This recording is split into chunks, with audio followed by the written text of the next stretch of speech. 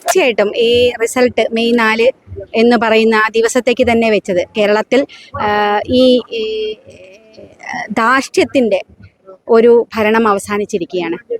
കൊലയാളികൾക്ക് കൊടുത്ത ഏറ്റവും ശക്തമായ മറുപടിയാണ് കേരളത്തിലെ ജനത. അതുകൊണ്ട് തന്നെയാണ് ഈ ദിവസം ഈ ഒരു റിസൾട്ടായിട്ട് വന്നത്. യാദൃശ്ചികമാണെങ്കിൽ അതൊരു കാവ്യനിധിയാണ്. അത് തീർച്ചയായിട്ടും ഈ വിജയം TPക്ക് സമർപ്പിക്കുകയാണ്. രണ്ടാമതും ഇവിടെ TPയാണ് വിജയിച്ചിരിക്കുന്നത്. TPക്ക് സമർപ്പിക്കുന്ന ഈ വിജയം.